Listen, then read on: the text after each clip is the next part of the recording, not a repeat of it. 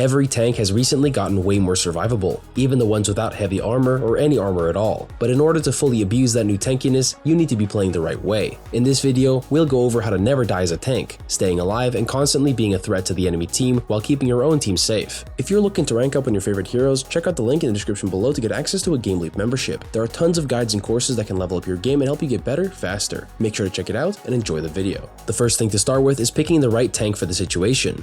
Winston is great this patch, but it's going to be pretty difficult to play into Mauga and Cassidy on Lijiang Control Center. It's possible alright, but why struggle when you can make it so much easier? Firstly, you'll want to pick a tank that's good for the map. Different map features like high ground, corners, and choke points determine what heroes will be the most effective. If you don't have a massive hero pool, or one trick a suboptimal but fun tank, there's still a lot you can do as long as you use the map to your advantage. Every tank is different of course, but the same type of tank plays similarly. Dive tanks have their mobility, brawl tanks have their massive close range damage, and spam tanks have long distance pressure. Starting with dive tanks, let's use the Winston on Lijiang Control Center example. Even though it's a massively close ranged map, with a dive tank, you have high mobility and high ground control. So firstly, look to use high grounds to stabilize and set up. Even the smallest, least relevant high ground can be super effective. If you have a safe place to go back to, then all you need to do is not get hit by 20 stuns when you go in, and you can easily escape to reset and go again with your abilities. You can obviously never die if you never engage the enemy, but engaging the enemy doesn't have to be a risk when you take advantage of the map. For the more spammy tanks like Sigma and Orisa, you'll want to prepare a place to kite back to for when the enemy team moves up.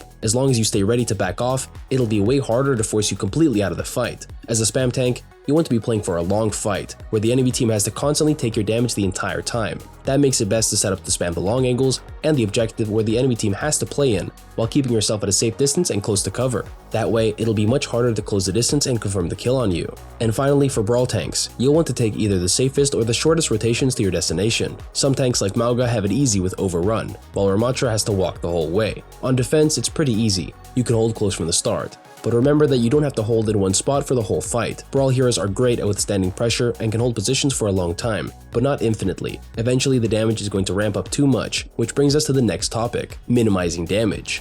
It makes sense. If you reduce the damage you're taking throughout the game, you won't come close to dying as often. This is probably the most important thing to focus on as a tank. You're always going to be taking a lot of pressure as the biggest hitbox in the lobby, so if you can sustain that pressure, you're not just keeping yourself alive, but you're wasting the enemy's time and resources. Avoiding damage mostly comes down to positioning. Every tank has to play like this, even the ones with crazy high damage reduction and super fast mobility, because even if you can soak damage and escape focus fire, the less damage you take, the more you can stay in the fight and contribute.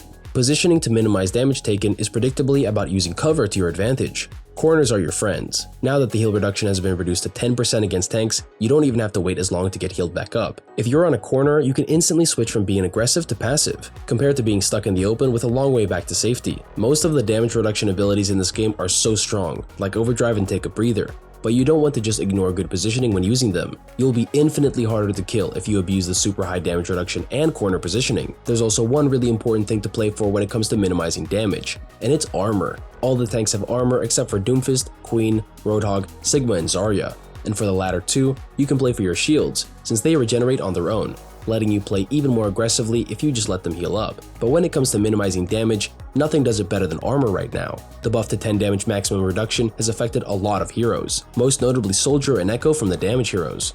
And playing for armor is really simple. Whenever you're out of armor, play slower, and let yourself get healed up. It's just that easy. Even when you're playing against teams with higher instances of damage that don't get as affected by the armor reduction, it's worth letting it get healed up. Armor is effective even when you're only reducing 10 or 15% of the damage, so making sure that you keep your armor healed up will make you significantly harder to kill. It's easy to manage your health on defense, especially if you're using those corners. On attack, it's a bit harder. You don't have the defensive setup with your healers safe to do it most effectively. But in order to deal with the defensive spam advantage, you have to expand the way you position. Bringing us to the next tip, play for the side space. Besides corners, you'll also want to look for the best position for pressuring the objective and players in strong or over-aggressive positions. Most people just log in and do whatever, so most of the time, players default to basic positions in main or way too far on the flank. That's when you can abuse lane control. As a tank, it can feel like you have to be in main to get value, but whenever you're in the middle lane, you can be shot from both sides. Most objectives are right in the middle of the map, so until you have to get there, focus on helping your team take the sides instead.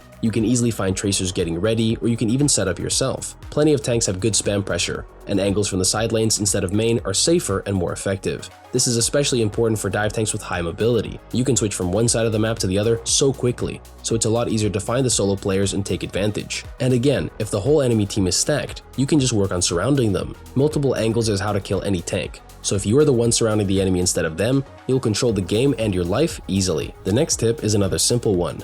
Play for your ability cycles. It can be really tempting to keep fighting until the fight is done, but you have to respect the cooldowns of your own abilities and your team's. This is something that every single tank plays for equally. Tank abilities are insane. Even the weaker tanks have super high damage reduction or a ton of instant overhealth, but all these abilities have a duration and a cooldown. Really simple stuff so far, I know.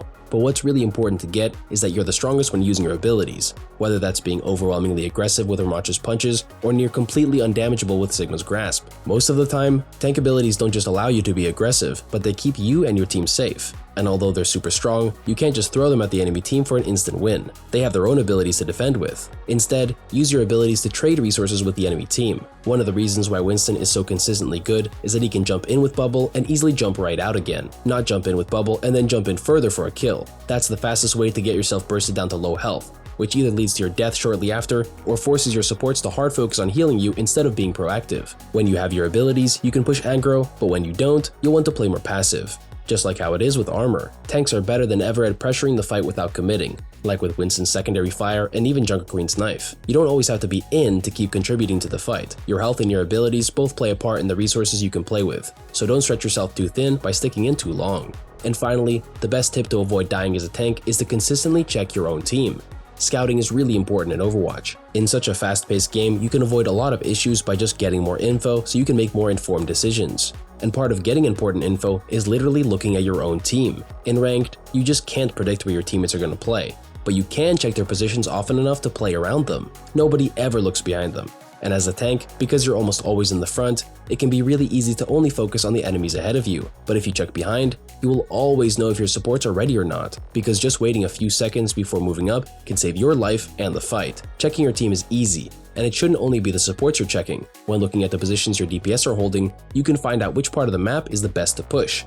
Just like how you would play for lane control. Sometimes you have to be aggressive to keep the game in your team's control, but you don't want to be pushing outside of your DPS's line of sight. As a tank, you're primarily an enabler. If you're going in, it's not just so you can deal your own damage. Even if Mauga and Sigma are great at dealing damage, you don't want to be soloing the enemy team. Your presence as a tank should allow your DPS to do even more damage, because they're the ones who are actually doing the work and completing the kills. And if you make sure that you're only fighting for your DPS, you'll always be trading damage more effectively, and you won't be singled out and blown up for pushing alone. Tank as a role is all about being efficient, getting value out of your abilities and staying alive. It's inevitable that you'll take damage, but you still want to reduce it and only play aggressive when your own abilities and your team are playing for it. Dying less as a tank isn't just about your own gameplay improving. Supports right now are way better at dueling and dealing damage than ever before, so when you force them to have to heal you up from low health, they're also missing out on extra value that they could otherwise be getting. As part of the team, make sure that you're always doing just the right amount.